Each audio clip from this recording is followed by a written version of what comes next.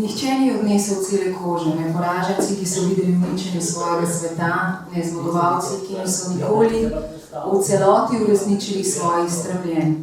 Oboji so morali graditi nov svet na skupnih ruševinah. Carlos Fuentes. Dober večer želim. Gospode, se boste zmenili, lepo prosim? Hvala. Dober večer želim na večeru o koži besede in človeške zavesti z Antonom Komatom. Dober večer. Mi, da se bomo tika, ker se ne srečujemo ravno prvič, zato da dovolite nama to sproščenost. Zakaj zavesti? Upam, da se mi sliši. Zakaj zavesti? Zato, ker se mi zdi, da lahko spreminjamo stvari samo takrat, ko jih ozavestimo. Se pravi, ko začnemo o njih razmišljati, ko se začnemo o njih spraševati, ko začnemo mogoče ali pa vsaj v nekem trenutku seveda tudi delovati. Vse to počne tudi Anton Komat. Najprej se je verjetno si se najprej začel spraševati, kaj se dogaja, recimo, če greva zdaj čisto splošno. Potem si začel verjetno razmišljati o tem, kaj se da drugače narediti. In če pogledamo vse te tvoje izdaje knjig in vsa predavanja, tako naprej si začel tudi delovati. Ampak na začetku, kje smo s človeško zavestjo v tem trenutku v Sloveniji? Vem, da je to težko vprašanje, ampak veselo.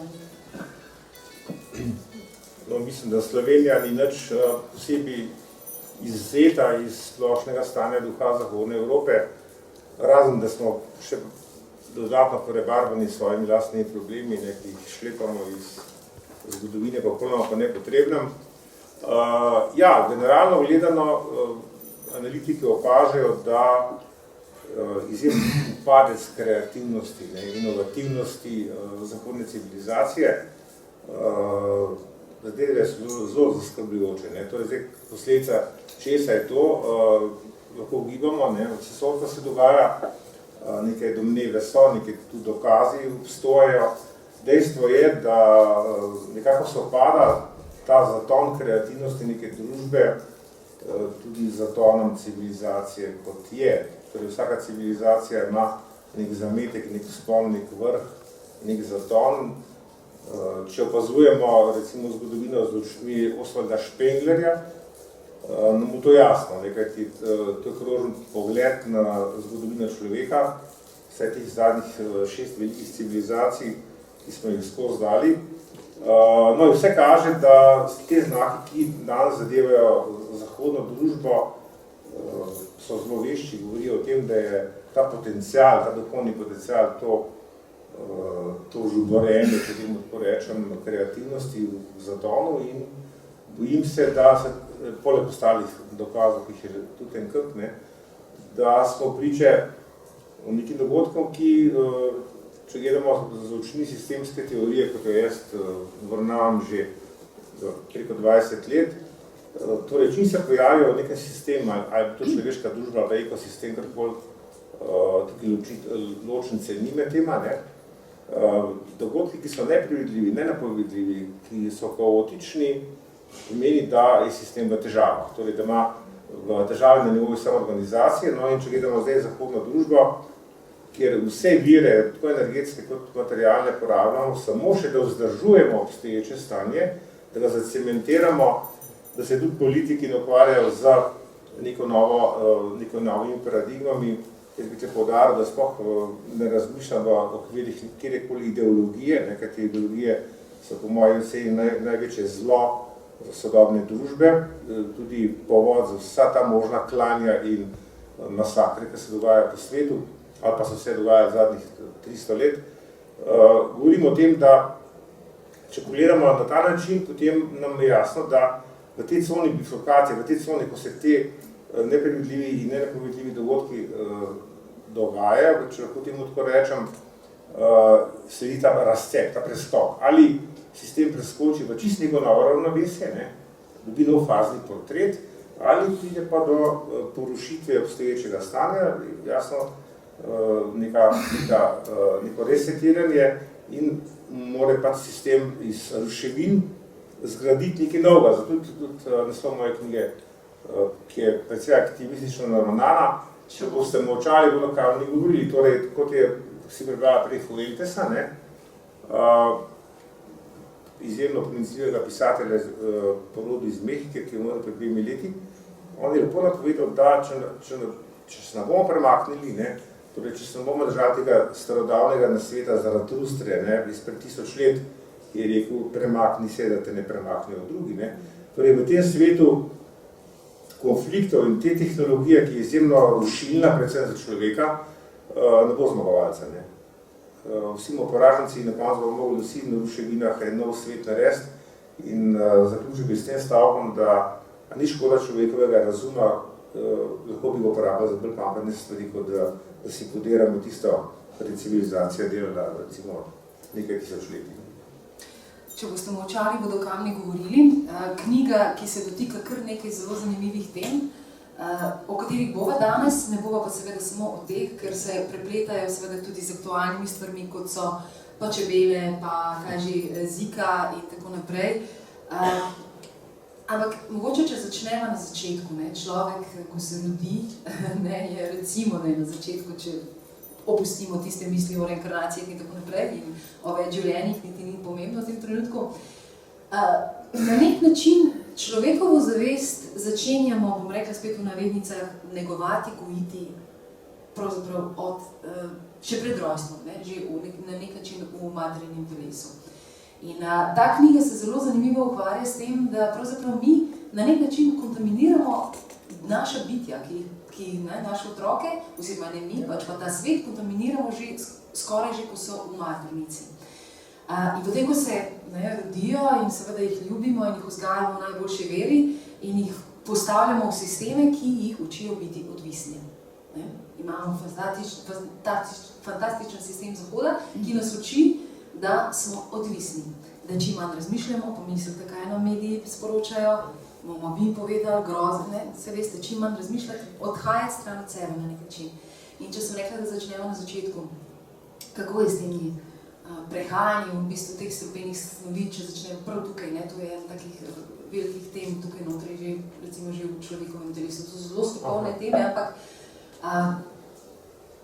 ali pa če vprašam drugače, kakšne otroke rojevamo na Zahodu? Ker predvsem gre za to zahodno zgodbo, ne za celotno zgodovino, mislim, celotno svetovno.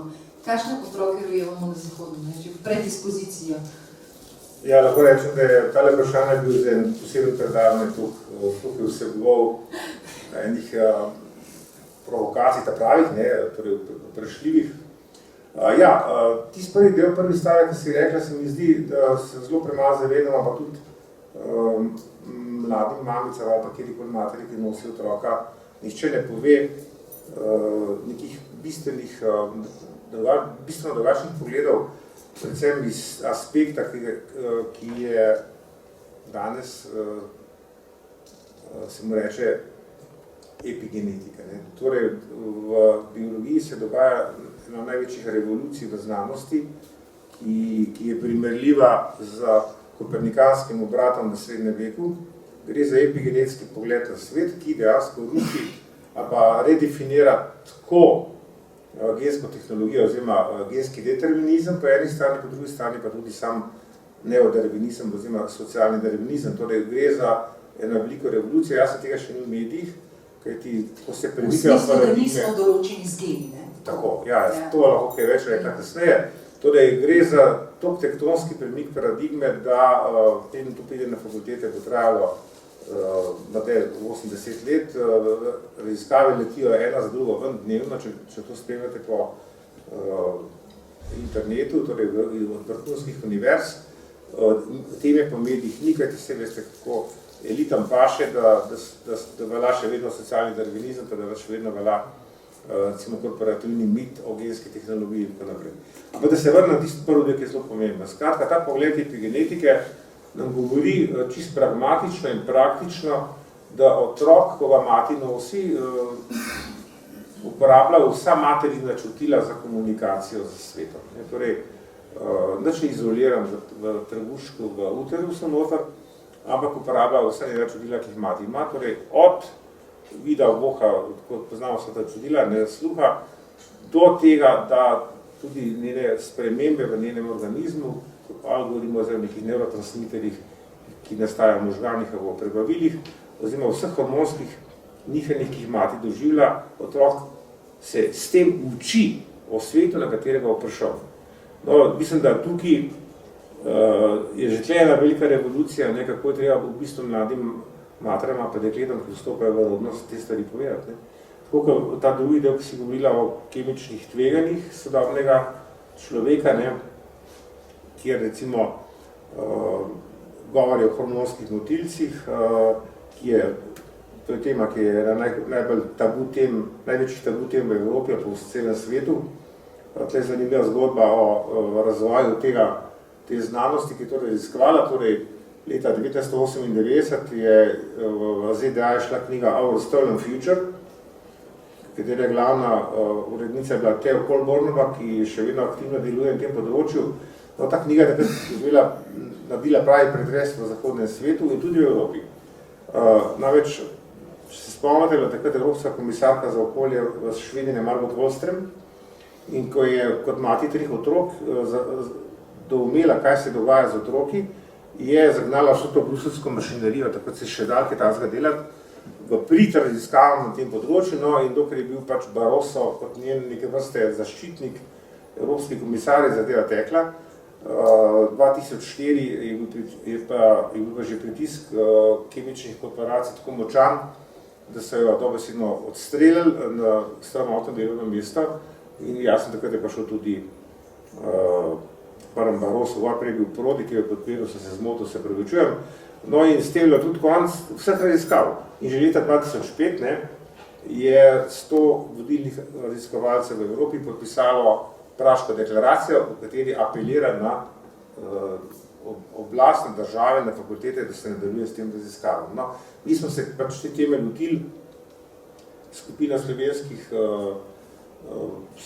ki sodelujemo, torej od Boštjana M. Zupančiča, ki je bil urednik, do Vesne Godina in sociologi, politologi, psihologi, psihiatri, notri sem pa nalogo, da biološko-medicinski del obdelan, preko 500 tujih virov. No in ker se mi zdi stvar toliko pomembna, se mi zdi zbornika, ki je bil precej težavn zavrti, ni bil toliko sposoben tudi ta del v to novo knjigo, ker se mi zdi, da je nujno, da se ljudje seznanijo s to temo in da se tudi zavaruje njihovo zdravje, predvsem pa zdravje otrok, ki prihajajo na ta svet. Potem otroci pridejo na svet in s tem v povezavi bom pa zdaj omenila eno besedno zvezo razkroj avtonomnosti. Ne? O tem veliko govoriš. Kaj zdaj to pomeni? To pomeni, da naše otroke, zdaj zelo pospešujem, damo nekomu, da ne vem, popravljajo naše napake, ne znamo več vzgajati otrok, recimo. Najprej so se pogovarjali, permisivna autoritativna vzgoja, permisivna uničuje starše, avtoritativna otroke, kje smo vmes, nekje srednja pot, smo se prej pogovarjali. No, ampak ta razkroj avtonomnosti, ti recimo zapišeš, da ne znamo niti pipe več sami popraviti, take banalne stvari, ki pa prav v resnici kažejo, kje smo, odvisni. Ne so odvisni od sobivanju, pač pa odvisni. Vse bolj od nečesa, kar je nekaj velika, nekega nad nami, mislim. Gre za v bistvu, tako kot vsi poznamo iz vsakdanjega življenja, pravilno sposobnost. Gre za pravilno sposobnost neke osebe, ali to moške ali ženska, sploh bistveno. Dejstvo je, da smo velik del svojih življenj zaupali inštitucijam, ali so le pa vsiljeni. Kajti, veste, skozi inštitucije je najlažje z ljudmi manipulirati. Najprej ljudi poglasiš, da so nesposobni in mu vzameš, ali pa jih onemogočiš, da razvijajo to pravilno sposobnost in potem to nalogo prevzamejo neke inštitucije, ki je treba pač plačati na koncu. Jasno, temu trendu sledi tudi sistem vzgoje in izobraževanja in če povezujem tisto prvo vprašanje pa tudi drugo, bi navedelo geslo, ki ga pogosto slišimo na slovenski sceni politikov, ki nenehno ponavljajo, da rabimo več znanja za večjo konkurenčnost. Če to podrobno pogledamo, kaj to v bistvu pomeni? Več znanja pomeni zajemanje z nekega žakla, z nekih vreče, torej pomeni reprodukcijo tistega, kar v tisti vreči not. In jaz bi tle zapostavil to naumno izjavo, da mi rabimo več domišljije. Za velike spremembe, ki so nujne, če hočemo spremeniti svet. Pa družba drugače se vam slabo piše. Zelo slabo. Torej, rabimo več domišljije, ne za večjo konkurenčnost, dajmo se pozabavati, kaj ta konkurenčnost pomeni. Ne? Lejte, en drugem smo konkurenčni, en drugem vidimo grožnje, vsak nas ogroža. Ne? Bom parafraziral, vsi smo že en drugem potencialni teroristi, ne? Bomo, en bo boljši, pa bo drugo boljše delovno mesto kot drug, in bomo se nenehno v tekmi, v naši ulici, kjer živimo, ima un boljši avto, kot jaz, pa un zdaj kaj in pa, kjer na počinca, jaz pa nisem šel. Torej, nenehno potiskanje v neko brezobzirno vojno vseh proti vsem, ne, kot je Hobbes rekel, bellum omnium contra omnes, pomeni, da zgubljamo socialno mrežo, ki nam pred lastnimi ušmi razpada. In če gledamo to konkurenčnost, če jo stopnjujemo, pogledajte, če zdaj primeram blebetane dobesedno politikov, kjer je Kolbarek, so vsi liberci, po moji oceni, ki govorijo, da rabimo neomejeno rast, da kar raste nekaj, pa ker vsak otrok v vrtcu ve, da se ne more rasti, če je planet omejen, da nekaj meje. Ja, potem je treba pa ročno potegniti, pa postaviti en sistem, vzdržen sistem, ki bo mogel preživeti na dolgi rok, s tem, da bo stabilen. Jasno, da če primerjamo to z naravo, jaz veliko to poudarim, da je edina primerljivo filozofsko, bi rekel tako, je rakovo tkivo. Rak ima nek koncept neomejene rasti, pa vemo, kako se konča. On ubije gostitelja, potem pa še sebe, to pozabo, ponovadi vidimo samo tista žrtev, ki za rakom zboli umre, ampak s tem tudi rak umre, paste, ker je ubil substrat, s katerega je dobil energijo in materijo.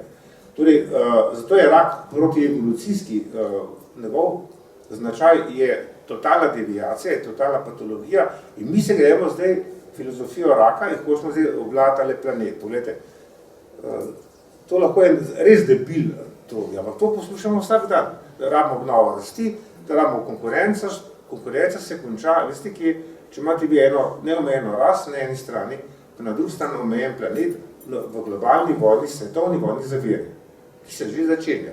Za nafto, za vodo bo bi zdaj počel oran po svetu in še vse ostalo. Torej, gre za radikalen zasuk v glavah, če hočemo rešiti, kar se še rešiti, kot če drugače ne v imenu svojih otrok. Ne? Pa se še da rešiti? Seveda, sam tisti navček zvoni, ne? Bolj tonemo v teh vrtincih. Mi moramo večkrat razširiti ta pogled. Ne? Težko je v tem norem svetu, ker nas nenehno skozi medije bombardirajo s popolnoma nepomembnimi novicami, z nekimi aferami, ki nimajo nobene veze s preživetjem človeka, ki nimajo nobene veze s problemi, pa reševanjem problemov, z edinim ciljem, da se uniči zdravi razum posameznika. Ker normalno, če zdaj vidimo, da socialna mreža razpada, da smo vsi en konkurenti, glejte, Slovenci imamo en krasni izraz sreča, pa srečanje. Ne? Torej, včasih je srečanje z nekim človekom prineslo srečo, zdaj imamo isti koren. Ne? Mi smo pozabili, da je to konkurenca, nam je grožna, mi trepetamo, kaj pa zdaj ta nam naredil, kje bo boljši od nas. Skratka, razpad socialne mreže in obenem tudi ta brezobzirna pohlep, ki je dobesedno nor. Moja prejšnja knjiga, zato imela naslov Potniki na ladji norcev, ker sem hotel povedati ravno to, da smo mi potniki na tej ladji, ampak ta ladja je planet Zemlja ladje nima. Samo ta planet imamo in tudi tisti, ki danes mislijo, da so elita, pa da bo nekam pobegnili, nimajo kam pobegati, kajti na koncu bomo vsi, kot sem rekel, v skupnih ruševinah. Torej, zdaj pa čakati na to, da se bo komu od teh, ki se grejo za posvečence na tem planetu, posvetilo je brez veze. Tisto, kar moramo mi narediti, da se zdaj zmenila prej, da bomo govorili pozitivna sporočila pa možnosti, kako naprej. Tisto moramo si nazaj vzeti, kar ne je bilo ukradeno, nisem v materialnem smislu, pa tisto, kar je najbolj dragoceno, medsebojne vezi in lokalno socialno mrežo, to podporo, kjer smo ljudje pomočni. Če bomo razbiti v prah posameznikov, se da krasno znanje manipulirati. Uničiti zdrav razum, pride do strahov, pride do nezaupanja in pride jasno manipulacija tako enostavna in to je stavim na to, kar mi znamo v zgodovini. Slovenci smo preživeli Slovenke zato, ker smo znali v tej socialni mreži en drugom pomagati, pa so težke, hude armade korakale gor pa dol po tej deželici mali in smo vse te udare preživeli. Ker danes smo pa nažalost pozabili to, kaj nas dela nočne, na lokalna skupnost in s tem upravim opolnomočenje lokalne skupnosti in seveda se bo od spodaj spremenila, verjete, mi ne vzgorila. Tiskaj gor bo odpihnili. Od spodaj bo nastala nova dežela. Vemo, da res ne rabimo tega, ne, da nas prisili, da bo tako hudo, da bomo morali spet se obrniti drug proti drugim, pa glede na to, da vas je danes toliko tukaj, mislim, da se stvari precej spreminjajo, če ne drugega ljudje želimo slišati in vedeti. Omenil si vodo. Morda nekdo, mislim, marsikdo od vas verjetno ve, da... Dovolj še nekaj? Ja? Če bo prosti. Ja, rad bi želel, kako si predstavljam to polnomočenje lokalne skupnosti. Lete, že Maslow je ta znameniti Anglež iz 9. stoletja je v svojih delih napisal, kaj rabimo mi za preživetje. Če na eno stran gledamo naše biotske potrebe kot vsaka posameznika in na drugi stran koncept supermarketa, kjer imate 25.000 artiklov. Zakaj? Vsa kriza, zdaj spet prihaja nova finančna kriza zaradi hiperprodukcije, ker enostavno ni kupcev. Za milijarde ton krame, ki na koncu konča na deponijah in vse to povzroča totalno entropične vrtince v tehnosferi človeka in s posledicami v biosferi planeta. Torej vidimo, da smo padli na eno popolnoma noro potrošništvo, ki nima mene zveze s preživetjem. Ko so delali Angleži raziskavo, koliko artiklov rabi zahodni Evropejci, da krasno normalno preživi na visokem nivoju kvalitete, so našteli okrog 150 artiklov, več več. S tem, da je 100, recimo stol, televizija, avto, računalnik, čevelj, hlače, majica, tako so 4, ne pa 25.000. Torej, hiperprodukcija pomeni samo hiperprodukcija krame, ker zdaj ni več kvalitetnega blaga, ki se lahko vzdržuje, pa servisira. Še to je padlo na nivo krame, ki jo zavržaš, cene tudi padajo, vidimo, kakšno deflacijo imamo, pa nisem ekonomist. In tako skratka vidimo, po tej strani se dogajajo čudne stvari, ampak opolnomočenje lokalne skupnosti pomeni, da teh 7 osnovnih biotskih potreb lokalno sami imamo. Ki pa so? Ki pa so streha nad glavo, torej da znamo sami narediti, da jim prizide penobajto, torej ne mi vsak, ampak da imamo obrtnike, pa imajo firme, ki to znajo, torej energijo lokalno, da nas ne bo zebel po zim, potem obleko in obutev, hrano in vodo, zdravstvo, osnovno zdravstvo, šole in to osnovno in jasno neko kulturno dejavnost, ki nas povezuje kot neko etnijo. To mora, strategi pravijo, tisti narod, da tega ne bo imel lokalno pošlihtano, bo imel velike težave ali pa celo katastrofo v prihodnosti. Poudarjam, da če gledamo te obljube globalizacije, ki so nam nakladali toliko let, da bo imeti mleko na globalni ravni, sem že velikrat rekel, da se je globaliziral samo kapital in kriminal, kar je pa isto. Vse meni je nekaj, kakšna je razlika med kapitalom in kriminalom danes. Edin ta, da imajo bankiri, Armani obleke, gangsteri pa leder jakle. Opa, ja. Kaj gangsteri, imajo tudi Armani, pa še kaj? A ja, ta novi, pa sem malo zastarel. Voda. Prej sem želela reči, da verjetno veste, da kroži okoli spet nova oziroma več peticija, upam, da ste jo podpisali, za neodtujljivo pravico do vode. To se pravi, da se voda, vodni naravni viri ne privatizirajo. Zdaj me pa zanima, kje smo mi tukaj? Nekaj let nazaj smo bili že zelo blizu, da bo šlo to ustavo. Takrat ste se aktivirali tudi s pomočjo tega vizij iz Avstrije, kjer se marsikaj dogaja, ste se aktivirali, je bilo že skoraj, potem je padla vlada in zdaj smo na začetku oziroma predvsej strana. Kje smo zdaj? Ja, na kratko, mislim, da tukaj ne smemo poklekati, nikakor ne, tudi množično Evropejci so protestirajo. Lejte, tako je bilo, torej, nas je v Sloveniji 35-40 aktivistov, ki smo v mreži, in imamo povezavo z Avstrijo pa z Bavarsko ponavadno in tam prihajajo ta prave stvari, novice iz Brusla, kajti teh naših poslanci bolj še pozabimo. Mislim, to je brezupne. Bo povedal na primeru vode. Torej, v resnici smo zvedeli, da je Brusel skracal predlog direktive, ki med drugim ima tudi možnost privatizacije vodnih virov in jasno vodovode in pitne vode. To smo vedeli do Avstrijcev, ker se je mudilo, sem jaz obvestil novinarje, ker pojma niso imeli, bomo povedati, zakaj je druga zgodba. No in pol je treba aktivirati državni svet, no in na državnem svetu sem predstavil svetnikom, kaj se dogaja v Bruslju, in so 100% glasovali, da se morajo v Sloveniji spremeniti ustava in da se poseben člen doda, da je voda skupna in javna dobrina, ki ne more biti predmet privatizacije. Zadevala tik pred parlamentarnim obravnavo, ker bi mogli pač 2/3 večino za spremembo ustave doseči. Mislim, da je 38 poslancev že dalo naprej podpis za podporo, potem pa parlament in vlada sta padla, jaz smo imeli nove volitve in pa sta straj nekaj vmes. In zdaj gospodje zavlačujejo s tem. Zato je pač zdaj civilna družba nazaj pognala mašinerijo, da se pritisne na pač parlamentarce, da to dajo sploh na dnevni red in da glasujejo.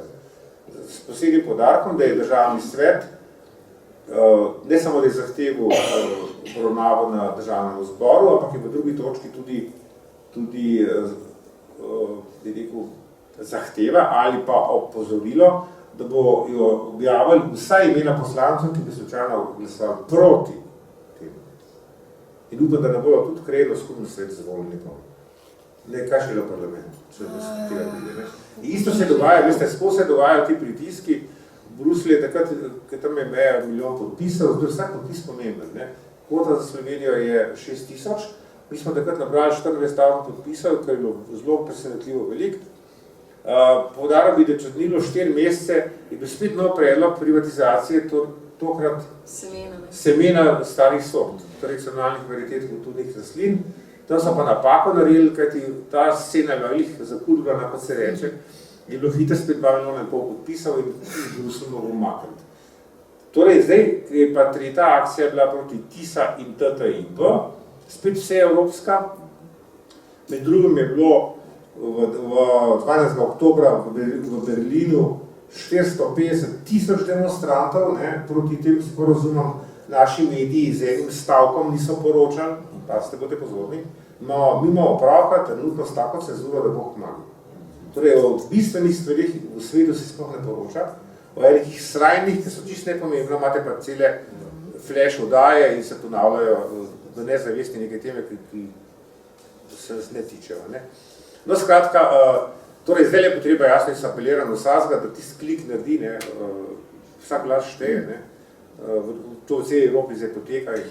Prosim, ali dejansko te peticije, mislim, jaz sem se recimo pred kratkim z možno spraševala, ker podpiševa vse te stvari, ali dejansko te peticije, kaj ne rečem, kaj spremenijo, ali imajo kakšen vpliv. Saj vemo, da peticije se skoraj zdaj pojavljajo na dnevni bazi, pa za to, pa za tisto, pa za vsi človek bi vse podpisal, ampak vendarle jaz bi želela vedeti, ali ima to nek učinek, konkretno pri vodi. Morate nekaj, lejte, vedno, jaz sem prej govoril o manipulaciji, mislim, da vas spomnite, kako smo imeli v Sloveniji zakonodajo, glede referendum dosto urejeno. In je oblast sama uzurpirala referendumsko, na referendumski način odločena, s tem, da so ene butaste TV skozi gor dejali, da so oni sami nasitili in potem zaprli trg z referendumi. Isto se dogaja zdaj pa s peticijami. Vi morate vedeti, da obstoji določene satelitske organizacije, ki jih lansirajo te isti, da neke akcije peljajo, pa nekaj delajo, pa zbirajo neke podpise, samo da bi razvrednotili tiste aktivnosti, ki imajo res težo. Veste, to so te... Ko je preveč, ni več učinka, ne? Ja, potem imate pa referendum, poplavo nekih peticij, pa reče, pa ne ve hitati. Vsak nam pridejo za 3 klike, pa preden sploh preberete, za pa gre v živine in ne date ta prav klik na pravo peticijo in to je del manipulacije, verjete mi. Zdaj se recimo v Sloveniji že dolgo vrsto let se dogaja, da kako kompromitirati vse tiste, ki se borimo za zdravo okolje. Veste, ekologija ni ugašenje luči, pa ločno zbiranje odpadkov, pa pipo zapirati, pa enkrat na teden je z avtobusom. Ekologija je način odnos do narave, pa do sočloveka, to je odnos. Ne? In kako kompromitirajo to? Ne? Da smo proti razvoju, da zaviramo vsak razvoj, da smo ekoteroristi, da smo eni hipiji, pa ne vem kaj vse. Te diskreditacije se nekaj vrtijo, pa da odžiramo delovna mesta, kaj ti še veste kako. Vsaka investicija, ko lahko sam primer povem, ko se tu zdaj borimo, da se ustavi norost frackinga v Prekmurju, v okolici Lendave, tudi tle bomo kratko zbirali podpise. Poglejte, ko smo šli raziskovati, kaj se za dogaja, se človek ne more verjeti. Da je firma, ki ima sedež na Deviških otokih, veste, kaj je tam deponirano, pa na Kajmanskih ukraden naš, ne? Odprla firma v Angliji, ki je naredila joint venture z našim Petrolom, ki ne bi črpal plin v širši okolici Lendave. Ljudem so rekli, da samo 12 vrtin na svojih spletnih straneh pa oglašujejo 200 vrtin. Paste, in to po krajini, ki ima ogromne zaloge geotermalne vode, ki bi lahko imeli do vsake 5 km zdravilišča, pa terme, da ne govorimo o rastlinjakih, ki bi lahko ogrevani zastojni stavili. Torej, razvoj turizma in kmetijstva, ne. Pride svojat, unič pokrajino, po 10-15 let koncesije, spoka z narem in kjer večine svoje Deviške otoke in ta uničena pokrajina ostane ljudstvo. Govorimo o tem, da to je ekologija, veste, zato smo mi aktivisti, ker nas je zelo malo sovražniki države, kao napredka in silovitega razvoja. In ravno v tem primeru Petišovcev, kot se govori, spet obljubljajo, ne vem, koliko stotin delovnih mest, ker sploh to je čista laž. Kakšna delovna mesta tu? Ponavadi te stvari delajo delavci, ki jih privlečejo z Romunije pa z Bolgarije, pa Bog ve skje za minimalen denar in jih tudi z avtobusi odpeljajo.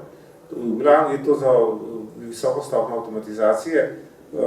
S tem pa ste, da bom zaključil ta del, da je Slovenija zbrala zakaj? Ker je večina evropskih držav prepovedala te operacije, in Francija, in Italija, in Nemčija, Anglija pa tudi nazadnje, ko so Angleži zahtevali, da dajo korporacije formulacijo, katere kemikalije one brizgajo pod silnim pritiskom pod zemljo, so korporacije rekle, ne bomo dali, to je poslovna skrivnost. Potem so Angleži rekli, ne pa spokite, in sem zaprl Anglijo s tem. Ne? Tudi v ZDA, ki se te skrilovce lobi na veliko, je že vrsta držav dala prepoved. Torej vidimo, da zdaj sem pa mi na vrst, ker je tle vse naluknjeno, tako in tako. Zato je biti pozoren, pa odreagirati na pravi moment, v pravem času. Res vam povedal, gre za naše otroke in vnuke. Če ne rečemo vse, pa konec koncev, kakšen svetu bodo oni živeli. V Sloveniji imamo dve surovini naravni, ki bosta za prihodnost verjetno zelo pomembni. Ena je voda, po kateri smo že rekli, druga je les. In zato smo lahko zelo hitro... Gost je pa drug, ne? Ne, se je les in gost, ne, ja. Zato smo verjetno, zdaj bi si rekel, pri nas je pa še vse naluknjeno tudi v zakonih, ne, in v glavah na nek način tisti, ki bi morali to reševati. In smo lahko v resnici zdaj lahko plen, ne, ker smo mehni, ker se moramo prilagajati Bruslju in tako naprej, ne. Nič ni nujno. A se Angleži prilagajajo, Angleži so rekli, če ne bo tako, gremo ven pa mir, ne. Ampak se lahko mi bi lahko isto rekli, ne. Anglijo. Slovenija mogla, lejte, jaz se spomnim dogodkov, ki je bil še Drnovšek predsednik, ko smo vstopali v NATO, pa v EU, torej najprej v EU, potem v NATO. In takrat smo imeli še, civilna družba imela še dostop do parlamenta, smo še noč spustili, da so povabili, če je še pomembno zakon, da smo lahko kaj komentirali, pa kaj povedali, pa kaj predlagali, pa so nam dali specialci sprejeli do konca teh debat, ne. No, skratka, da bom sam bil en primer. Takrat sem jaz predlagal, da bi Slovenija vstopala v Evropo kot biotski park. Mi smo imeli vse znanstvene študije narejene, profesor Mršič, dr. Potočnik in tako naprej.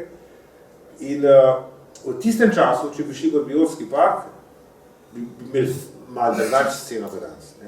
To ne pomeni, da bi, ker biti biotski park ne pomeni, da ima same prepovedi, kot se nam zdaj dogaja posod, ne.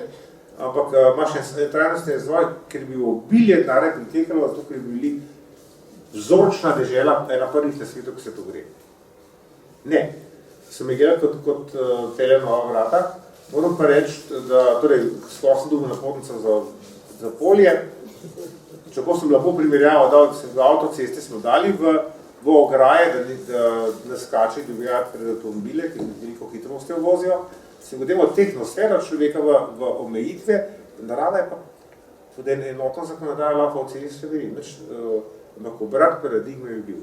No, kot zanimivo sem povedal, da je predsednik Drnovšek nekaj mesecev pred smrtjo, ki je bil že ni več predsednik vlade, me je poklical na sprejem, pa je predlagal, da bi to obnovili, sem rekel, leta, ko ste bil predsednik vlade, ste mu vso moč in oblast, zdaj se dela že kar norca z vas, ko ste bolan, ko on je to takrat doživel to preobrazbo duhovno, ne. Nažalost, veliko ljudi mora doživeti tak udar, da začnejo drugače razmišljati, nažalost je tako, ne. Tudi drugih, ne, ogromno. No in hočem povedati, da se oblast posmehuje, ker ne razmišlja, glejte, moje izkušnje so take, ekonomisti razmišljajo od bilance do bilance, politiki od volitev do volitev. Državljani smo tisti, ki moramo razmišljati na daljši rok in to tudi zahteva. Mislim, da je to edina. Zdaj, če se mogoče še malce vrnemo nazaj v knjigi, oziroma ne, mogoče še ena zadeva, ki se mi zdi tudi aktualna, pa verjetno bo še bolj aktualna, tudi medijsko, ko se bo malce še utoplilo, ne, begunci. Prvi val je za nami, ne mislim, da je minil, ne, ravno včeraj sem slišala, ne, zdaj se nikjer ne govori, ampak v enem tednu pride v Slovenijo več kot 12,000, ne gre skozi Slovenijo, več kot 12,000 duš, to je 12,000 ljudi, usod, zgodb, česarkoli že. Zanimivo se mi zdi, da tvoja kolumna, verjetno ste jo zasledili o tem, prej si se že dotaknil teh dveh sporazumov, ne. Mi se zdaj ukvarjamo z begunci in s tem, koliko potencialnih teroristov je med njimi, kaj nam bodo preneslo v islamizaciji Evrope in tako naprej. Vse to so čisto legitimno vprašanje, verjetno, ne? Ampak, a ni spet to metanje peska v oči, seveda ukvarjajte se, mi itak nimamo kaj rešiti, kaj bomo mi rešili, ne? Razen da, ne vem, nekoga vzameš pod svojo streho, pa si mogoče, ne vem, kaj narediš s tem, dobro ali kakorkoli. Kje smo zdaj tukaj, ne? Ta celotna zgodba z begunsko krizo me na nek tihi način, in tudi ti si to omenjal, pa tukaj pa pridemo nazaj na knjigo, za ton Zahoda, tukaj in zdaj, v primerjavi z Rimskim imperijem. Ne? Na nek način tudi tam so se začeli veliki premiki in potem se je začelo rušiti. Veliki premiki prebivalstva, ne? Ker pač, kaže bilo klimatske spremembe in tako naprej, ne, tudi. In ekonomske v tem primeru, ne, mislim, pač ljudje so bili lačni na enem koncu, pa so šli na drugega. Ne, tukaj je neka analogija. No, se me je fasciniralo toliko, da sem šel prav podrobno študirati zaton Rimskega imperija. Analogije sedanje stanje so pretresljive, fascinantne. To je neverjetno, ne. Pustimo zdaj tehnološko-tehnično kramo, ki jo imamo zdaj, to je recimo antični Rim, to sploh ni bistveno. Gre za te družbene substrate, ali pa družbene centre, ali pa družbene strukture, kako se one vedejo v nekem zgodovinskem okolju. Jaz sem prej omenil Špenglerjev krožni pogled na zgodovino. Če gledamo zdaj zaton Rima, tukaj imamo mi in zaton in tudi rešitev. Zakaj? Kajti Rim, preden je zahodni del Rima propadu pa razpadu, kako temu rečemo, se je razcepil na dva dela. Bizantinski del, torej vzhodno-rimski del, je preživel 1000 let še. Zakaj? Zato, ker je naredil temeljite, radikalne reforme organizacije države, organizacije družbe, torej popolno reorganizacijo in je zato si podaljšal svoj obstoj za kar ogromnih dolgih 1000 let, to je ogromna doba za neko civilizacijo. Zahod pa tega je bil sposoben. Zakaj? Zdaj tle se postavlja vprašanje. Dekadentna elita, poletje jo imamo. Pojte v Bruselj, kdo se tam gor, kdo vedri. Pa ne sem Bruselj, ne se... Ne, pa razni bankiri, pa gremo v Wall Street, pa kaj se tam nabira po oceni psihiatrov, ki so delali profil zaposlenih v Wall Street, so ugotovili, da je tretjina psihopatov v službi tam paste. In ti psihopati prekladajo svetovni denar in delajo vojni. To je dokaz, da imamo da nori vladajo pameti pa norijo, kot pravi. Ali pa kot je že zdavnaj napisal naš veliki pisatelj, tale, mislim, da je pozabil, ki je rekel, paranoična politika vodi schizofreni svet. To so to so te izjave, ki jih nekdo že naprej vidi. Ampak dajmo se vrniti na Rim. Poglejte, Zahodni Rim je imel degenerirano elito, zato, ker je izgubila stik z realnostjo, poznal, kaj so ponorili rimski cesari na koncu delali, imel je, jasen, ker osvajalne vojne so bile v zatonu že, tudi danes so nekaterim državam ne zmorejo več od takih osvajalnih vojn nekoč, recimo, če gledamo zdaj Ameriko, si ne more več povati država nekaj, to prostor kot ve. Še eno kumi, ki so kakšne ameriške... Pa še tam jim Rusi hodijo v zemlje. Rusi hodijo, ok. Zelo je narejeno. Torej, gre za to, da so izjemen porast davkov, imamo isto zgodbo na Zahodu, po drugi strani imamo zaton kreativnosti, neke visoke kulture, tega presežka družbe, Potem imamo izjemno podražitev cen hrane, ki se nam zdaj obeta v kratkem tudi v Sloveniji in na globalni ravni, ker naslednji sistem, ki bomo grozi razpad je prehranski. Torej, podobnosti je ogromno. Imamo privatne vojske, torej, gladiatorji so v bistvu privatna vojska velikašov, zdaj imajo že korporacije privatne armade, majhne, velike, Iraku so še praktično privatne enote. Tudi kakšna politična stranka bi tu stranka ima, kakšna lahko rada bi imela. Zdaj pa še nekaj, kar je na prvo pogled podobno. Stari Rim je imel Limes, zid na severu proti Germanom. Mi imamo Schengen. Dokler je bil Limes branen za vojsko, Rimljani so imeli praktično celo zgodovino naborno vojsko. Potem so pa v zadnjem delu imperija prešaltali na profesionalno vojsko. Evropa je ravno tako imela, v spolnu je imela Evropa naborno vojsko. Zakaj so šli v profesionalno? Dvakrat lahko gibamo. Naborna vojska lahko tudi puška obrne, če je oblast napaše, pride do upora in te ljudje so oboroženi, zato so nevarni oblasti. Profesionalna vojska uboga tida, kaj jim plača. Torej vodljiva follow the money, gre za denar. Če en bolj plača, pristop k drugemu. To se zdaj dogaja tudi v Siriji migari. Torej, dokler je bil Limes branen za rimsko redno vojsko, je bil nepremagljiv. Fetik, meni mogoče jaz. Ko so pa uvedli profesionalno vojsko, in ko se je elita bolj ukvarjala sama sabo pa svojim žuram v Rimu, je bil Limes postal nebranen. Tako je brez Schengen. Torej, nobena ograja, nobena žica, nobene žiletke, če zadnji stoji vojak, ne veljajo nič. To vemo iz vojaških izkušenj, vemo iz zgodovinskih izkušenj. Šalija, kraljica. Torej, vsi ti indikatorji nam govorijo, pa še nekaj pomembno v Rimu, ker ni nikjer še v medijih, torej, čeprav je znana stvar, že nekaj časa, razlogi za vdor Germanov, masovni vdor na Slovano na jug, ni bil hrepenjenje po plenu, ampak klimatske spremembe, strahovit mraz v celotnem severnem predelu Eurazije. Takrat je prišlo do klimatskih sprememb, tako močnih, da je bil prvič v tisti takratni zgodovini Rima Ren prehoden, ki je zmrznil.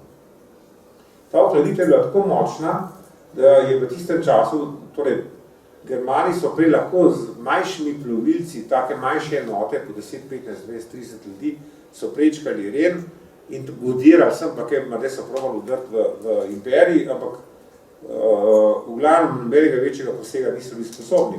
Ko je pa res zmrznil, torej že prej je sledilo nekaj let strahotne lakote na severu Evrope, je pa praktično v enem sunku, 31. decembra leta 406, 300,000 Germanov prečkalo Limes. 300,000 naenkrat in so vdrli v Rim in Rim je padel. Torej, ne v bitki, enostavno je bil preplavljen s to maso. A vidite, kakšne podobnosti? S tem, da zdaj z juga prihaja prej severa zadeva.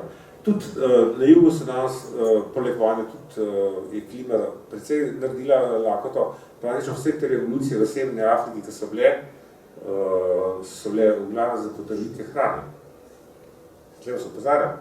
Sem prej govoril o polnomočni lokalne skupnosti. Slovenija je izjemno občutljiva na prehranske varnosti. Mi smo ena najbolj ranljivih dežel v Evropi kajti smo si špogali v zadnjih 10 letih propad 13 staromalih kmetij. V času samostojnosti smo pozidali 100.000 hektarov zemlje, torej izgubili smo več orne zemlje kot Nemčija, kot celota Nemčija po drugi vojni. To je etnocid, ki mu ni para, o tem se ne pogovarja v tej državi. In če imamo smo na te vrednite, ki njih hrane uvažamo, kaj se zgodi, če se prehranski sistem razsuje? Vi imate v par dneh ropanje. Tle. Danes gleda nepojmljivo. Ampak takrat razpade imunski sistem države. Ne? Tudi policaji so lačni, tudi vojska lačna. Mi smo pa fatalno odvisni od teh velik supermarketov, ki so itak polni, dokaj so polni. Skratka, analogije, da se vrnemo, so izjemno močne, več nam govoril v knjigi, sem se kar tega lotil, ni predolgo, ampak je tako plastično in je tudi pot navedena, kako ven.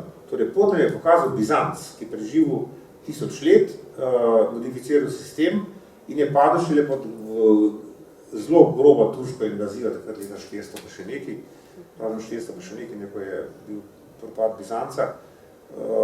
Tako da vidimo, da smo pred dramatičnimi odločitvami in na tem, da se samoorganiziramo. Najbolj nevarno je pa lažno upanje.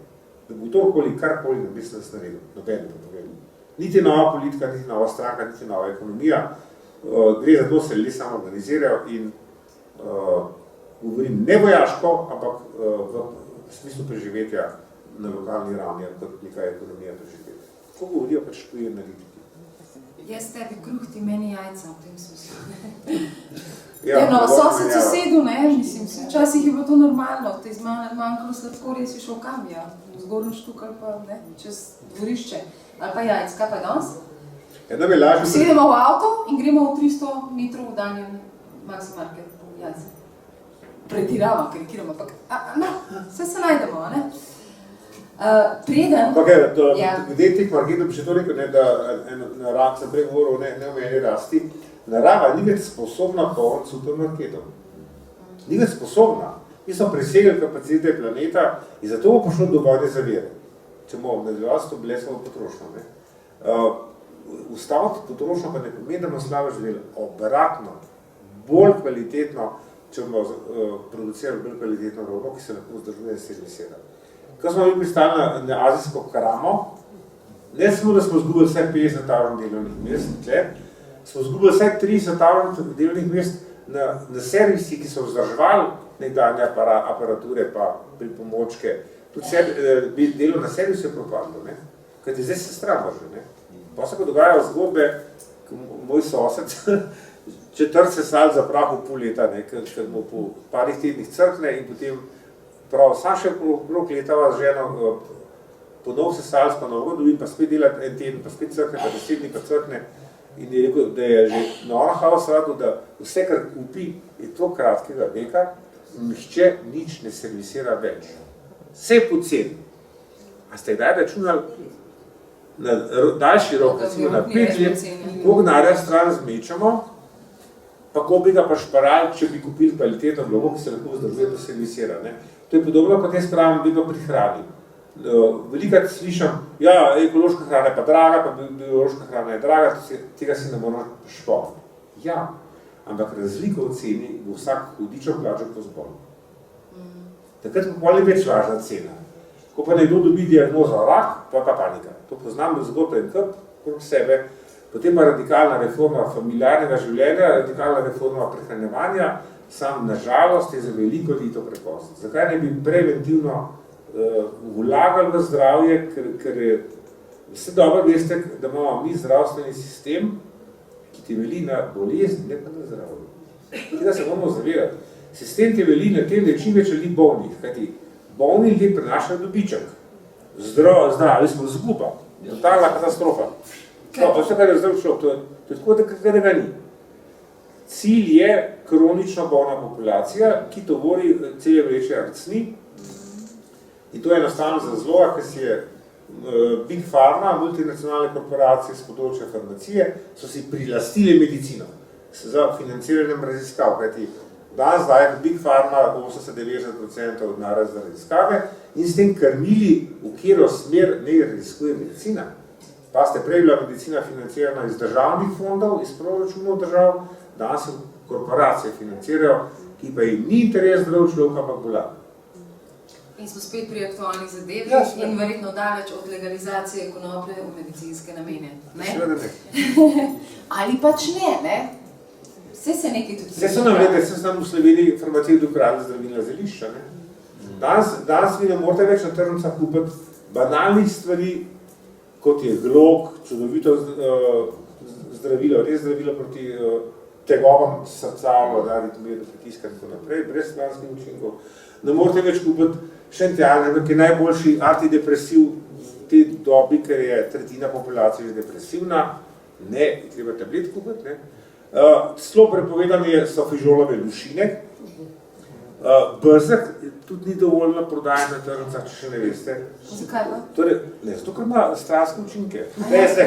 Včasih je rad, vsa zelišča, ki delujejo, ki ima naš narod stoletno, a pa več stoletno tradicijo iz zgodovinskega spomina, kako neka stvar deluje, normalno so leto preizkušali, da je umrl, ampak ta znanja so šla iz roda v rod. Paste, z neko uredbo, ki jo podpiše nek minister, ki jo jutri ne bo več nikjer, še imena ne bomo vedeli, se ta znanja, stoletna znanja naroda ukradejo in se preselijo na police lekarn. In ko sem šel jaz tako malo pred dve leti nazaj, da vidim to čudo, sem rekel, imate mrdeč na Tjanžuko? Ja, imamo, sem rekel, na recept, ne, nič na recept. In dobim papirno vrečko, gore pisal samo šentjanžovka, se včate, gospod, kje so pa indikacije, pa kontraindikacije, pa doze, pa vse tiska mora biti, če je to zdravilo. Če vi to prodajate kot zdravilo, mora biti tudi navodilo za uporabnika. A pa saj se posebili zdravnikom v farmacijo na uporabnika. Ne, ni bilo. Nič. Torej, čista kraja. Kdo je kaj investiral v ta znanja? Nihče. In so nam ukradli znanja naših prednikov stoletna. Tako pa so nam hodili ukras semena starih sort, ki so hodili predbiti gor, ko sem prej omenil, da je registracija neke sorte, košta tam 80 evrov, alora, okej. Mi smo potem ustanovili v Mariboru varuhe semen, ki zbirajo in delujemo kot knjižnica. Banka semen, ne? Ne, knjižnica, ker je drugače nas takoj tožil in se ta semena ne sme prodajati, ampak jih posojamo kot knjižnica. Če se odšlamte, čelarina, če spoceli, mislim, da je 200 evrov na let, si izberete po katalogu, kjer seme želite in ga potem dobite po pošti, s tem, da morate, če dobite 100 semen, jih morate 120 vrniti. Tako smo naredili kot posojilnico. In smo se izognili tožbe, kajti so nam zelo pomagali Avstrijci, ki imajo podobno organizacijo že 20 let, se imenuje Ark Noah, Noetova barka, tudi tam se lahko člante, je stvar lepa za videti, imamo čudito organizacijo. Vse so nam pomagali, tudi software še enkrat vse. Zdaj skupaj rešujemo to srednje evropsko dediščino starih sort. Jasno, ob tem, da so nam pa takrat tudi francozi pomagali, ko so jih pa korporacije tožile, oni imajo tudi mrežo kokopeli in so potem od francozov dobili recept, tudi Avstrijci, kako se izogniti, da nas ne bojo tožili in da ne bi dobili prepoved. Pa zdaj mi se moramo s tem ukvarjati, ko rešujemo zgodovinsko dediščino Slovencev in Slovenk. Tako se moramo s temi kreteni lopovskimi ukvarjati. Mogoče sem tudi to, mene tolaži to, prej si rekel, da so ukradli znanje. Zato se mi zdi tako pomembno, da se pogovarjamo z našimi babicami, pa sosedami, ki še poznajo, pa znate, pa sprašujemo mlajše generacije, ker ko enkrat nekaj znaš, ti ne morejo ukrasti. Lahko mi da boš šli trkati, pa reči, ne smeš uporabljati, ampak ko boš šli, bom več zmeraj. Zdaj si zelo modro povedala, v bistvu, zametek nove paradigme, ki v svetu nastaja. Torej, nova paradigma se imenuje traditional ecological knowledge. To pomeni, da se vsa tradicionalna znanja prednikov nadgradijo z najnovejšimi spoznanji znanosti. Torej, ta pogled ne pomeni, kad nam učite včasih, da hočemo ali spraviti, da so nazaj jame živeti, tudi take slišimo včasih. Vse ne bi bilo slabo, tiste bi spravili, ker nimajo kaj več početi, se upravičujem. No, mimogrede, paleolitski prednik je poprečno odrasla oseba, je delal 3 do 4 ure, ker je bil glavno na nabiralništvu in je preživel 4 do 5 ljudi. Danes pa delamo 12 ur, pa sami sebe tudi preživimo. Torej, dojmo bolj kvalitetno življenje, ali jamski ljudi ali mi, ne. In oni smo imeli potem čas, da so se ljubili, peli pesmi in govorili lovske zgodbe o Bogu in skratka, isto in ohranjevali narode in nacije. Ja, isto je bilo z naravnimi ljudstvi, ki so jih še antropologi v 19. stoletju popisvali, ne. Sam pa so prišli pa misionari, pa so rekli, pod panom se valejo delati, bomo fabrike naredili, bo razvoj, napredek in se jim tovarne naredili in se jih spravili kot služne. No, delati danes tudi na dan, ne. Prej so pa v 4 urah nabrali vse, ko so pa dobili več, ne. Govorimo o kvaliteti življenja, ne. Ne o tem, da se vrnemo nazaj, ampak ta traditional ecological knowledge pomeni, tudi to iz šola delamo skupaj z otroki, da otroci skenirajo, kako je lokalna skupnost preživela čez stoletja. Torej, kakšne vire so lokalno uporabljali, kakšne tehnologije so razvili, kakšna znanja so imeli, ne. In potem vidiš, torej, kako so naši predniki lahko preživeli 500, 100, ne vem, 1000 let brez supermarketov, ni to čudno. So preživeli. Pa še veliko več časa so imeli prej, kako imamo mi zdaj. Pa pogovarjali so se, ne? Ja. Ti, če greš nekoga nekaj prosit, ne, tudi če sem za cukor, reš, dober dan, kako ste, ne? Če greš v supermarket, to pa sploh nobenega, da se niti prodajalka več ne rabiš. Ne, se prodajalke se ne smejo več malo pregovoriti. Ja, še to, ne? Pa itak imamo zdaj avtomatske blagajne, ne? Pi, pa greš. Ja, slednji pi. Preden seveda dal priložnost za vprašanje, zelo dobrodošla. Ja, mi glede hočem povedati, da smo mi v Domžalah, sem pač v Domžalčev že 10 let, zagnali spet tržnico, ki je bila nekoč, da boste verjeli, da je postala tržnica center vsega dogajanja, na stotine ljudi tam, ki so ljudi odkrili čar druženja. Tržnici, dobro, Ljubljanske mode malo prevelika celo, ampak što se tem, da zakon naselje, ko so Domžale, je tržnica postaja tak kraj, da so trgovine, te supermarketi, ki kar neki nakupa raznega, ali vsi bentijo proti tržnici, ki so vražno nastavili, ljudje so pa odkrili čar druženja. In tam pridejo za 2-3 ure in se posedi, in se debatira in zdaj so tle predstavite, preradite, cele Slovenije prihajajo kot gostje in nam predstavljajo svoje izdelke, pa svoje pesmi, tudi ansambli prihajajo. Skratka, to je cel Dona House je rad in prav vsi uživamo tam. Pite, kdaj pogledati sobota. To so dobre novice. Preden dava priložnost vprašanje, ta jezika, ne? Virus, ki ga poznamo 40 let, ki vemo, da pravzaprav ne naredi nič drugega, kot malo hujše virusa, kako že razen, če ni pač mama noseče in tako naprej. Prej so se pogovarjali, da saj veste, primer ebole, pa lahko naštejemo še kaj, pa prosiče gripa, ne hitro se cepati, saj veste, ker drugače bo groza, potem pa kar nekrat več ni te groze. Ne, je prav že po vzorcu, ne, prej si mi lepo rekel, vsakič nekaj naredijo, oziroma se nekaj sprožijo, zato da se lahko uvede, na seveda zelo galanten način, z našim soglasjem nekaj novega. In zdaj gre tukaj za gensko spremenjene komarje, kar verjetno ni hec, ne? Ne, sej, gledajte, jaz sem prej govoril o medijski manipulaciji, najbolj fajn človeka zmanipuliraš, če mu vse je strah. Ja. Da je prestrašen, da je paraliziran, da je, ko pa zdaj. In zdaj se malo spomniti, kakšne pa obave smo imeli. Imeli smo nore krave. Ja, to smo se začeli. Prašiče. Pa nas so šteli do 5. krave, pa so pa nekaj šteli. Tukaj ni bilo več. Ne. So bile. Pa govoril sem z zdravnikom, frišno pokojnik, ki mi je enkrat štopal iz Kopra do Ljubljane, ki mi je avto se pokvaril in smo se vozila skupaj. Tudi mi smo imeli obolele za Creutzfeldt-Jakovo boleznijo, ki so jih deponirali na neko psihiatrično ustanovo pod diagnozo Alzheimer. Da smo jih imeli in se jih to skrivalo.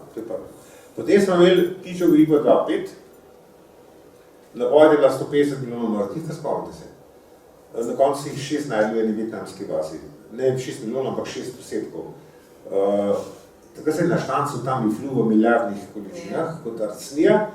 In ker smo mi vedeli, da je življenjska doba tam fluja 3 leta, torej so morali v roku 3 let narediti novo bolezen, da bi tisto tam morda pa le drugič prodali. In smo mi glutali in v ruščini kakšna bo zdaj ta nova gripa, ker bi mogla normalno biti nova, ne, nismo se strinjali, da bo verjetno mišja. No, pa so nas pač Presenetili s prašičjo. Ampak tam se spet ni prodal. Tako da ga imamo še zdaj v Ljubljani tamle na, mislim, da ga je 900.000 doz. In proizvajalec je rekel, ko so naši naivci hodili to nazaj prodati, pridemo vam strokovno vodičati, pač pa kmete. No, skratka, skozi se dogajajo te histerije, ne? Ptiča, prašiča, zdaj, vedno pa zadnji scenarij. Mi smo vsi padli na finto holesterol histerije, ne se veste, danes je običajen pozdrav, ne dober dan, kako se kaj, ampak uživa, kako je tvoj holesterol, tako da je to že postavaješ v gor ali dol, kjer se je uporablja. Bote nekih pozornih, čim se začne rom popom delati za neko nevarnost in nekdo patentiral nekaj, kar deluje.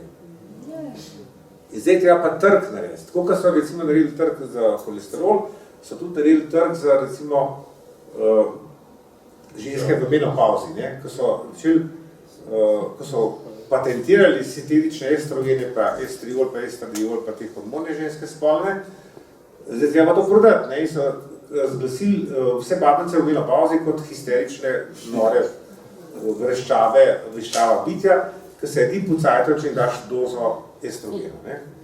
In to je taka akcija, predvsem v ZDA, sem to spremljal, da so drle ženske po, če niso hote, si pa moški vlekali, da ne bi se kaj... Če so imeli pa valoge, veš, kako je to. Ja, da ne bi bile kakšna histerična napajetna. No, skratka, vidimo, da boste pozorni pri teh manipulacijah, kako vidno je nebo zadnji, ne? Tako, ko si zdaj rekla, recimo kaj, dajmo pogledati trenutno tezo o pregrevanju planeta. Ampak zadnji je že kapital prškiman, geoinženiring.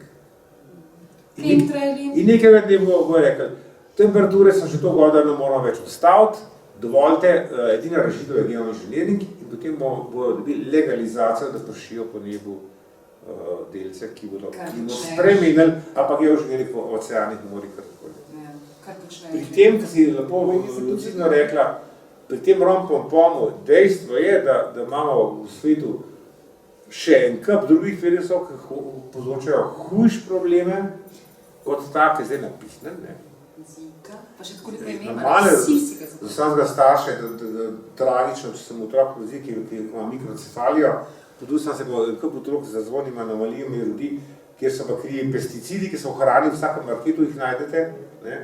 S tem se meni ukvarja, koliko ima dečkov, ki se ob rojstvu degenerirane penise, pa nespoščene testise, pa hipospadije, pa kriptorhizm, tega je ogromno tudi v Sloveniji, ampak se statistika ne modi, ker to vznemirjalo javnost. Ja, da ne bo javnost vznemirjala. Mene je mladi kirurg, urolog, in dolgo tega Svoboda je rekel, lej, sam še hipospadije, pa kriptorhizm operiram. Torej mlad doktorant na kirurgiji. Jaz sem mislim mehna populacija, ampak paste, vsaka taka anomalija je stres, ne samo za družino, predvsem za tistega dečka, ki bo, če ima hipospadija, to je serija operacij potrebna na penisu, da se mu red sprav. Ok, da se vrnemo. Torej, mikrocefalija je znana že od nekdaj, virusi povzročajo mrzkej, hujšega, skušno incidenco, ampak ne, tle je v igri genska tehnologija. Ker oni imajo zdaj pa rešitev.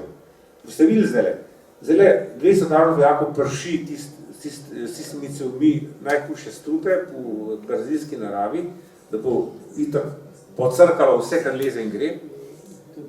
Najmanj bo komarjev mrtvih, verjete mi. Potem bodo pogledali, da to ni nič dovolj, torej nekdo bo blazno zaslužil, ko bo strup prodal, to so velike cifre. Potem bo pa rekel, lejte, zadeva šla iz rok, edina varianta je genski inženiring, pa komadi gensko spremenjeni, ki jih bomo spustili. In da bojo, mislim, že to panike naredili, da bojo rekli, ok, pa klinc, pa ne bo vse drugačno se ne da sanirati. Dajte tako razmišljati, boste videli, da vedno je zadnji follow the money. Pet za denarja pa še najdu rešitev. Isto, kaj zdaj z našim medom trenutno. To je čisti udar korporacij po Sloveniji. Naštudiran in financiran.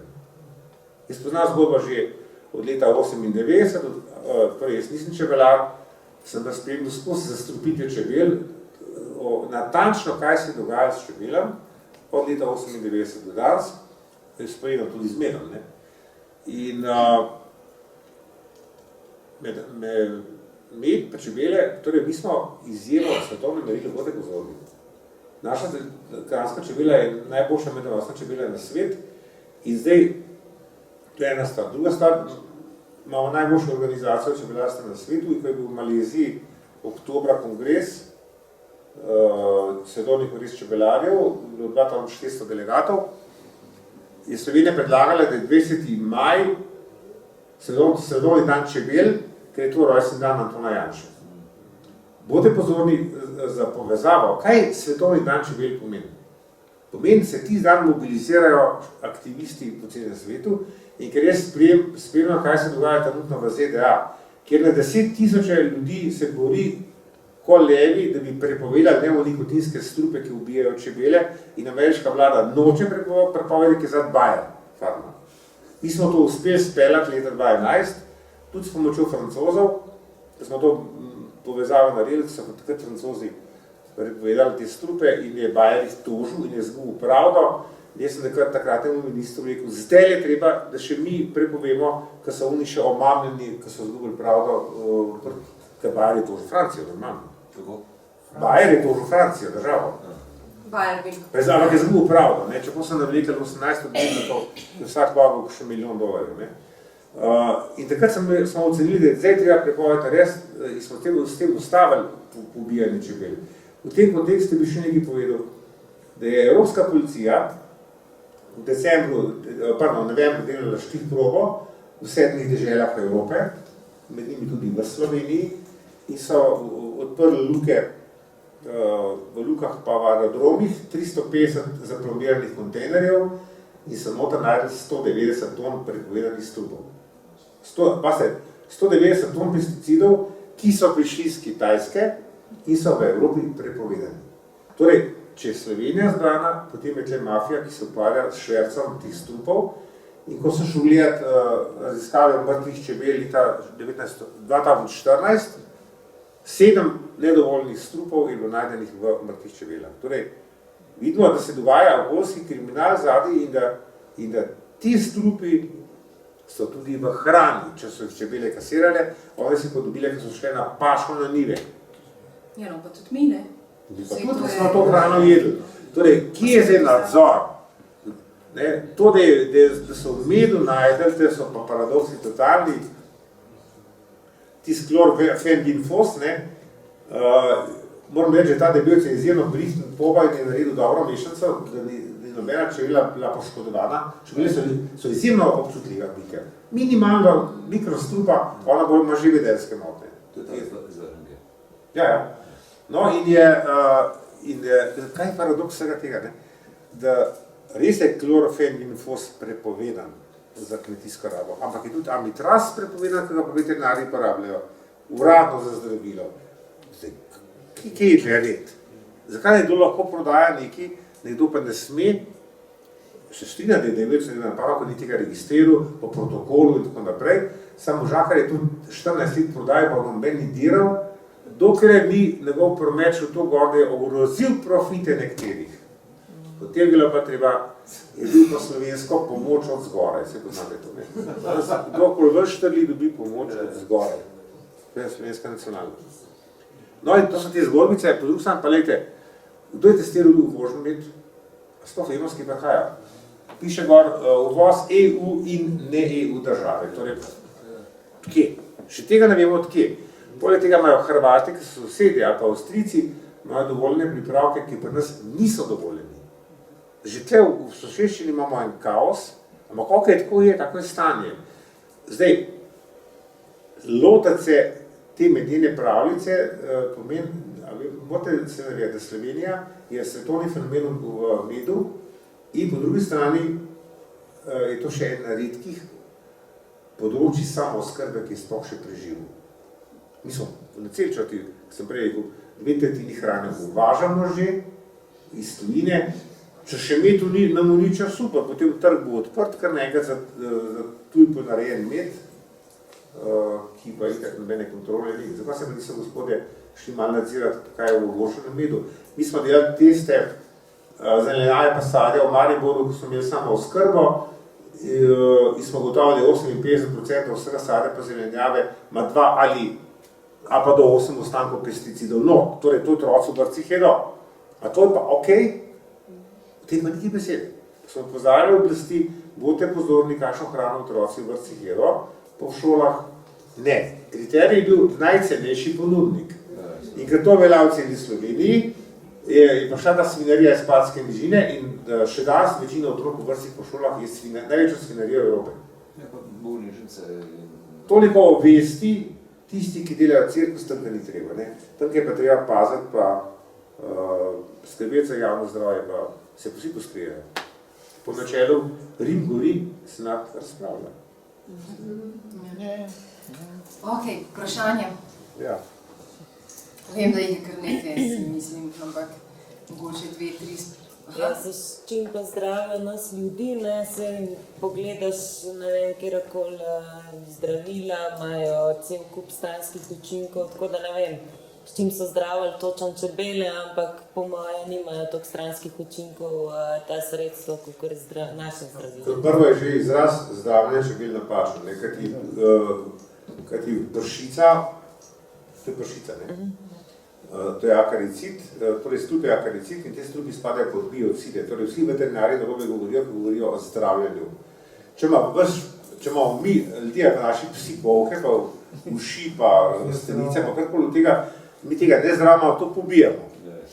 Zato se ta sredstva imenujejo biocidi in so v določeni evropski direktivi 23 skupin biocidov je in v 18 skupino biocidov spadajo insekticidi, akaricidi in ostala sredstva za zatiranje členonožcev.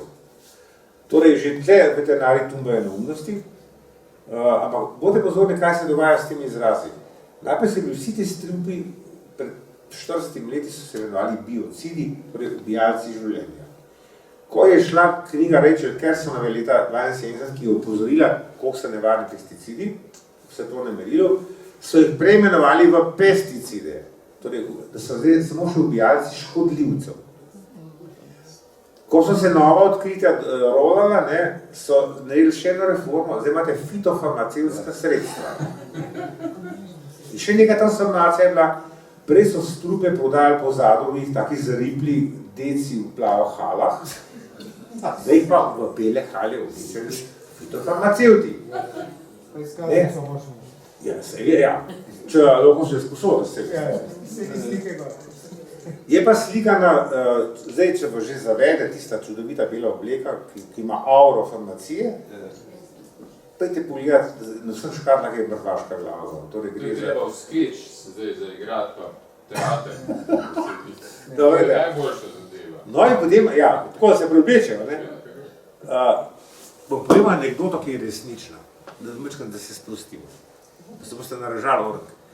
Torej, bilo je pred leti, ko mi je novinar od mladine rekel, dajmo narediti eno akcijo okrog teh pesticidov, ker takrat smo veliko odkrili, da je v ostankov teh strupov v moštu toliko, da vino sploh ne povre, ampak da mu morajo pasovke dodati. Okay. In se je on spomnil, da bo za vgrajenim mikrofonom šel kupiti najhujši strup, takrat smo se mi borili, da bi paratigon prepovedali, ker se ga pa šele prepovedali zaradi teh napadov na dvojčke v Ameriki, ker je CIA obvestila, da je to možen strup za teroriste. Prej smo ga pa nas porabili 7 ton v Sloveniji, dovolj za poboj 200 milijonov ljudi. Vsak let. Cena je bila tam 250 sit. Ampak zdaj gremo pa v akcijo. In gre tam možakar, razbrali smo fitofarmacevtsko lekarno v Trebnem, ker je bil tam znanen možakar, ki je bil precej, bo ti snov se mu cvička, rdeč, pa več je bil v bifeju kot v štariji. Plava hala še.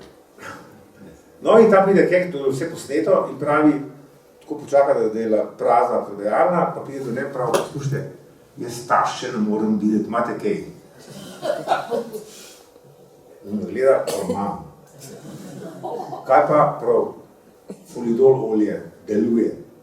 Pa pejno ugotovil, da je zakaj umrla. dajte ji samo 5 kapljic vsak dan v čaj. V 10 dneh bo imela fentana jetra. Navodila. In on je to posnel, podletil uredništvo Mladine, in pol mene Boteri kliče, ki je glavni urednik, prav, ko sta pa delala, si zmešan, prav, če tole objavljam, bo pol taš šlo v Sloveniji, a pa še kakšen drug, ki bo zastrupili. Kajti medtem je šel on še v patolog, je bil takrat še živ zametnik patolog Župančič na medicinski fakulteti, no, in ga je vprašal, kakšni bi pa bili znaki, če bi nekdo tako počasi imel paration, ta preparat Fridolole, in je rekel, noč, patološka slika ciroza jeter, kot je pijanc. Torej, popoln umor. Nekomu daješ ting po kapljicah, na koncu, če ga tudi, recimo, če kakšen sum, sodne medicine, utrije, da ima ciroza jeter, torej ga je malo cukor, tako da meni ni videl in da sem jeter šla. Hočem povedati, to je štorija v živo, ne? Torej vidimo, da smo imeli, da ta sredstva so še na razpolago tlele in pri tem parationu, kot sem rekel, 7 ton na leto, bilo prodanka, ne? Folidol, se spomnite tega imena, ki so škropili drevje, sadne, imamo še vedno diazinon dovoljen, ki je ravno tako organofosforni živčni strup. In pride v neuke roke, imamo lahko vrnostajne, ne? Zato so te ostanki, recimo Nemci so zdaj delali analize jabolk, ne, v svojih marketih, tole pa v decembra, in so ugotovili, da 61% jabolk ima 1 do 8 ostankov pesticidov, ne, in potem se vprašam tega gospoda, ki je bil iz centra za zastrupitve UKC-ja, ne, ki je rekel, ja, v medu je pa noter klorvenfinfos, ne, sicer res pod dopustno dozo, ampak v aditivnem učinku pa lahko z drugimi strupi vred povzroča. Normalno lahko povzroča, če so že drugi zraven. Ampak kdo pa gleda našo aktualno hrano, koliko strupov je not, pa kako medsebojno učinkujejo, pa kakšne so posledice, bom lahko samo povedal, da je v Sloveniji izjemen porast diabetesa pri malih otrocih. Strahovit. Torej 5-6-letni otroci med danes sladkorno, in to ne genetsko pogledano, ampak uničeno slinovko. Zakaj se vsem meni pogovarja, ne? To so tragedije, ker ti otroci bodo cel življenje imeli uničen pankreas in bodo skozi na inzulinu. Bodo big pharma. Potrošniki bodo unični, ja. Ti stroki sta pa nas odrinjeni od odločanja, to je gozdarska stroka, ki se jo suspendirali, še prej so pa hidrologe, ki so bili moteč element na rekah, kajti, ko je Janez Podobnik okoljski minister, je zakon spremenil, da vodno gospodarsko soglasje ni bilo več obvezno. In vse, kar je bilo pod vodo od leta 2002, je bilo tam, odkar je bil ta zakon spremenjen. Torej, ki so spustili gradbene firme do bregov rek. Vemo gledati, kaj je pod vodo bilo v poplavah. Vse ostale posledice regulacije rek, kjer spet ni hidrologov, ampak so gradbinci služili denar, zato da so betonirali reke in kaj se nam dogaja? Voda po hitrem postopku odteka iz Slovenije, zato nam upada podtalnica in Slovenija je cela v vodnem stresu. Bodite pozorni, nam se lahko zgodi v 10 letih ali 2, da bodo pipe prazne, ne glede na to, da slovimo kot vodnata dežela. Reke se spreminjajo v odtočne kanale, ker je to biznis, kajti avtobani so narejen, zdaj pa morajo bagati na reke. Kaj se z rekam dogaja, je katastrofa, ni dolgo tega, ko me je klicala ena vodilnih vodark od nas, je rekla, da je reka Hudinja uničena, je rekla zazivkat, kaj so ste reke naredili v imenu protipoplavnega urejanja, ki je pa samo izgovor, da se denar pretaka iz budžeta. Gospoda Komata že dolgo poznam in se spomnim, da je pred svojimi 35 leti v Savinjski dolini, pa tukaj, ker so hmelj bili, imel pripombo na uporabo strupov, ko so špricali te nasade. In veliko ljudi je zbolel v tisti okolici teh nasadov hmeljevih. Me pa zanima, koliko tega strupa je prišlo tudi v hmelj, ki ga pol v pivo pije, ne, recimo. Kako je to pol se končalo s to zadevo? Ja, jaz sem takrat moram reči, da ni bilo toliko nazaj, bilo manj let. To je bila čudovita vasica In sem dobil klic od zdravnika ambulantnega tam in od župnika do obeh v enem dnevu, kajti vasica, ki je imela, Socka se imenuje ta vasica, je imela 124 prebivalcev, od teh 124 je bilo 38 karcinomov. Se predstavljate, kakšen pokol je bil to? In vasica je bila v taki dolinci v obliki črke U, kar strmi bregovi so bili in hmelj je bil do vrat. In so ga, jaz sem 22 na let škropil in vsa ta meglica strupena je ždela nad to vasico. Jaz sem škropil so po noč, da ne bi začebel, ljudje so to vdihavali, ko sem imel okno odprta cele noči. Ne? In je bil dejansko pomor s karcinomi. Potem je jasno, ko smo to odprli, ta problem, so pa hmelj umaknili del stran. Niso nekaj štricati, umaknili. Ja. Ne, ampak zastrupljeno je bilo vse itak, zemlja je bila tako zastrupljena, da je teh strupov not. No, skratka, jasno, da to prihaja tudi v pridelek, ne. Zdaj morate vedeti nekaj, kot kakšen praktičen nasvet, če vam dam, ne. Če zdaj kupujete, ne vem, bio banane, pa bio agrume, ali pa kaj jim bio, karkoli, vam piše, da je recimo bio banana Kostarika poreklo, sam, ko to utovorijo kontejnerje, pošpricajo vse s fungicidi, s insekticidi, piše pa je, da je poreklo bio. Sam ljudje v dobri veri, da je to res bio, to pojedo. Recimo, in plačajo dvakrat več. Seveda, dvakrat več plačajo, potem sem pa recimo najbolj nevarno so trenutno agrumi, ne, agrume, torej pomaranče, limone, otroci ne bi smeli v roke, pa je to solupine, polne strupov.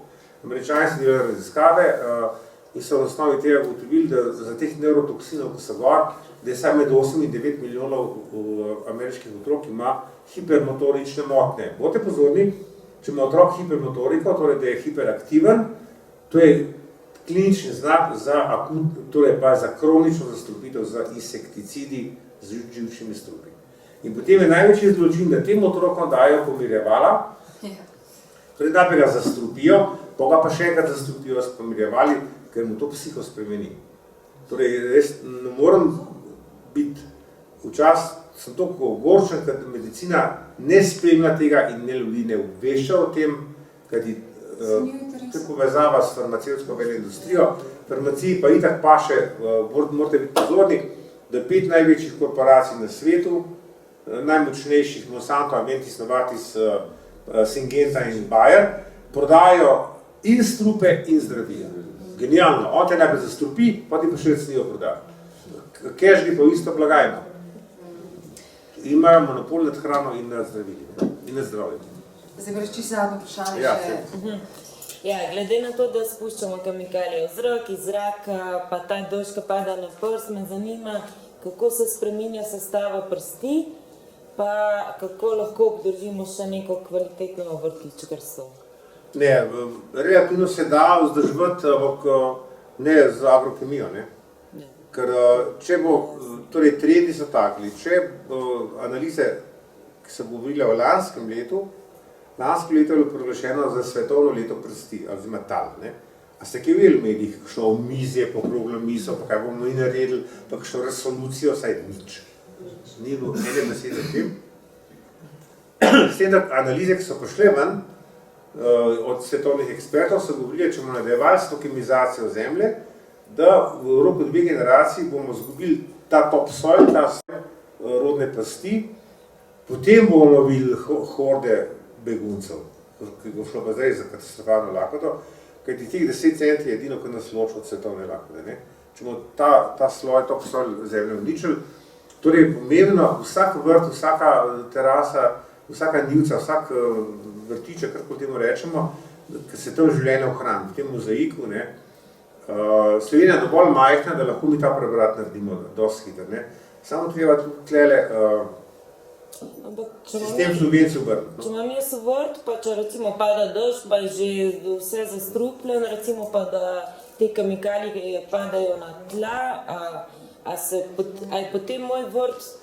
Če imate bi, bo normalno, da se popolne sterilnosti ne da doseči, tudi agrokemija ne more celega sveta sterilizirati s svojimi strupi. V obeh smerih ne gre. Dejstvo pa je, da je humus, ne, če imate zemljo polno življenje, humus je izjemen neutralizator vseh strupov. Ne. in tudi bakterije, ki živijo v zemlji. Tle vam polagam na srce, da mikrobiom, to ste vedno doživeli, ki se piše o tem, našega črevesja, torej vsebina našega črevesja je popolnoma analogna humusu. Iste bakterije živijo v humusu, kot pa nas not. Mene razlike ni. Mi jih imamo tam okrog 500 milijard, če to primerjamo z našimi 50 milijardami celic, ne, potem na vsako človeško celica je 10 bakterijskih. Ne. Ampak te bakterije so naši simbionti. Ne, in zato vsako jemanje antibiotikov, če res ni nujno, je totalna katastrofa za v tej flori je jedro, osnova imunskega sistema. Niso to levkociti pa limfociti, ampak stanje črevesne flore. Zato je pomembno, da jo ohranimo. Isto kot humus. Ne? Humus ima izjemno možnost kompleksne vezave toksinov, torej jih neutralizira in potem bakterije to razgradijo. Ne vse, recimo PCB-ov, dioksinov, teh se ne znajo še, so se evolucijsko toliko novi sintetični strupi, veliko večino pa lahko živa prst neutralizira, ne takoj, ampak v nekem roku. Ne? Torej, še vedno smiselno to se prizadeva, da se ta življenje ohrani. Ne? Za konec, ker sem se jaz nekako odločila, pa tudi dogovorila se, da bomo pozitivno, ne, čeprav smo zdaj slišali kar nekaj stvari, ker nam ne bodo dali samo mirno spati. Vsi poznate efekt Feniksa, vsi poznate, kako se je dvignil iz prahu in ponovno zaživel in takole zaključuje tole knjigo. V najtežjih preizkušnjah se je človek vedno izkazal podobnega Feniksu in preživel. Če prisluhnemo duhovnim sferam, bomo zaslišali božanski Feniksov preludij. Ko bo preludij zazvenel v kozmični fugi, bomo vstopili v dobo duha. Stavek, ki mogoče je malce zapleten, ampak točno o tem, kar smo hoteli pravzaprav sprememba zavesti, predvsem razmišljati o tem, kaj lahko tukaj in zdaj naredimo, ne se ukvarjati s tem, saj smo tako majhni, saj nič ne moramo, ja lahko. In jaz verjamem tudi v moč misli, ne, da če že mislimo na nek način boljše, to energija ne more, škoda vsaj ne more biti, če že dobrega ne bo. In hvala vsem, ki ste namenili tale večer tem mislim, ki so pomembne po moje za spremembo tukaj in zdaj in seveda za spremembo, dobro spremembo za naše otroke in vnuke. To nam lepa hvala za ta pogovor in pa možnost, imate danes, da knjigo lahko tudi kupite po znižani ceni 20 €, tako da seveda s podpisom gospoda avtorja in lahko noč pa lepo se imejte.